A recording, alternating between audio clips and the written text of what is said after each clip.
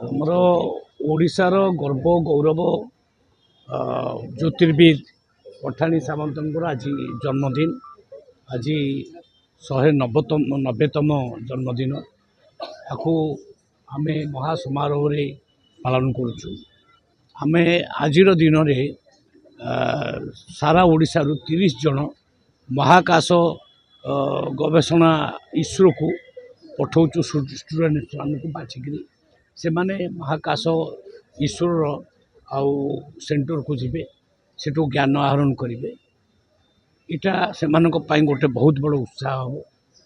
ଏହାଦ୍ୱାରା ବୈଜ୍ଞାନିକ ମନୋବୃତ୍ତି ଆମ ପିଲାମାନଙ୍କ ଭିତରେ ଜାଗ୍ରତ ହେଉଛି। ଆମେ ଏ କାର୍ଯ୍ୟକ୍ରମ ପ୍ରତିବର୍ଷ କରୁଛୁ। ପ୍ରତିବର୍ଷ 30 ଜଣ ଷ୍ଟୁଡେଣ୍ଟ ଯେଉଁମାନେ ଯୋଗ୍ୟ ବିବେଚିତ ହେଉଛନ୍ତି ସାରା ଓଡ଼ିଶାରୁ, ସେମାନେ ଇସ୍ରୋର ସେଣ୍ଟରକୁ ଯାଇକିରି ବୁଲିକିରି ଆଉ ସେଠି ବିଭିନ୍ନ ଜ୍ଞାନ ଅର୍ଜନ କରିକି ଆସୁଛନ୍ତି। ଆଉ ଏ କାର୍ଯ୍ୟ ବରାବର ସବୁ ବର୍ଷ ଚାଲୁ ରହିବ। ଆମର ଓଡ଼ିଶାରେ ସାଇନ୍ସର ଗତିବିଧିକୁ ଆହୁରି ବଢ଼ାଇବା ପାଇଁ ଭୁବନେଶ୍ୱରରେ ସାଇନ୍ସ ସିଟିର ବ୍ୟବସ୍ଥା ମଧ୍ୟ ଆମେ କରିଛୁ। 100 ଏକର ଜାଗା ଆମେ ଚନ୍ଦକା ପାଖରେ ନେଇ ସାରିଲୁଣି। ସେଠି ଏବେ ମାନ୍ୟବର ମୁଖ୍ୟମନ୍ତ୍ରୀ ଆସି ଶିଳାନ୍ୟାସ କଲା ପରେ ସାଇନ୍ସ ସିଟିର କାମ ଆରମ୍ଭ ହେବ। କାହିଁକି ଓଡ଼ିଶାରେ ସାଇନ୍ସ ସିଟି ନାହିଁ। ଏବଂ ବାୟୋଟେକ୍ନୋଲୋଜିର କାମ ମଧ୍ୟ ଆଉ ଆଗକୁ ବଢ଼ିଛି। ତା ପାଇଁ ଆଉ ରାଜ୍ୟ ସରକାର 1113 କୋଟି ଟଙ୍କାର ବ୍ୟବହାର କରିଛନ୍ତି।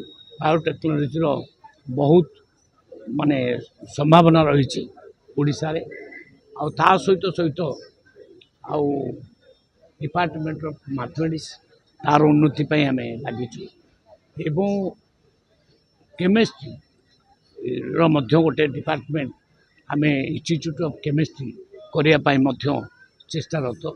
ତେଣୁ ବିଭିନ୍ନ ଜିଲ୍ଲାମାନଙ୍କରେ ପ୍ଲାନେଟୋରିୟମ୍, ଯେମିତି ପଠାଣି ସାମନ୍ତଙ୍କ ଜନ୍ମ ମାଟିରେ ଖଣ୍ଡପଡ଼ାରେ ଏକ ପ୍ଲାନେଟୋରିୟମ୍ ତିଆରି ହେବ, ସେଟା ଡିକ୍ଲାର ହୋଇଯାଇଛି। ଆସନ୍ତା ମାସ 30 ତାରିଖ ଦିନ ତା ଶୁଭ ଦିଆଯିବ। ତେଣୁ ରାଜ୍ୟର ବିଭିନ୍ନ ଜିଲ୍ଲାରେ ସାଇନ୍ସର ଗୋଟେ ପ୍ରୋଜେକ୍ଟ ଆମେ କରୁଛୁ। ସାଇନ୍ସକୁ ଆଗକୁ ନେବା ପାଇଁ ଆମେ ଆଉ କଟିବଦ୍ଧ ଅଛୁ। କେତେଟା ଜିଲ୍ଲା ସାର୍ କରାଯିବ ଆମର ପ୍ଲାନେଟୋରିୟମ୍ କରାଯିବ? ପ୍ଲାନେଟୋରିୟମ୍ ଏବେ 5-6ଟି କାର୍ଯ୍ୟକାରୀ ହେଇଛି, ଚାଲିଛି ଏବଂ ଆଉ 3-4ଟି ତିଆରି ଚାଲିଛି। ତା ଭିତରେ ଆହୁରି ବ୍ରଜରାଜନଗରରେ ଗୋଟେ ହେବ, ଆଉ ଗୋଟେ ଖଣ୍ଡପଡ଼ାରେ ଗୋଟେ ହେବ, ଆଉ ଗୋଟେ ଢେଙ୍କାନାଳରେ ମଧ୍ୟ।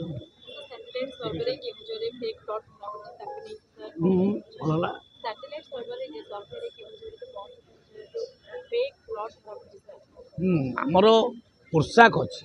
ଆମ ଡିପାର୍ଟମେଣ୍ଟ ସାଇନ୍ସ ଆଣ୍ଡ ଟେକ୍ନୋଲୋଜି ଡିପାର୍ଟମେଣ୍ଟର ପୋଷାକ ମାଧ୍ୟମରେ ଫେକ୍ ପ୍ଲଟ୍ ଯେଉଁଠି ଚାଷ ହେଇନାହିଁ କିନ୍ତୁ ତାକୁ ରେଜିଷ୍ଟ୍ରି କରୁଛନ୍ତି ଚାଷୀମାନେ, ସେଇଟା ଧରା ପଡ଼ିଯାଉଛି। ସେ ଫଟୋ ମାଧ୍ୟମରେ ଜଣାପଡ଼ିଯାଉଛି।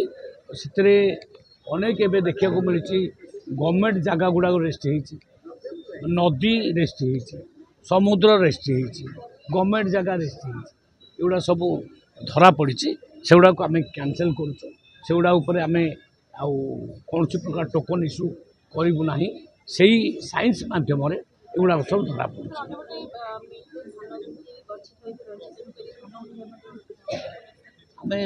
नमस्कार, मो ना अच्छी ऋषिता सामंतराय। जय जगन्नाथ। आ मु किट इंटरनेशनल स्कूल रे पढ़े।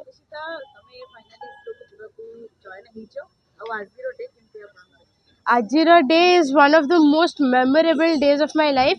ए दिनटा को मु सबू माने जीवन सारा मन रखी, कहीं इसरो जीव मोर गोटे छुआ भलु ड्रीम थिला। मु जेबे 5 वर्षर थी, 6 वर्षर थी, से टाइम रो मत इसरो जीवार थिला।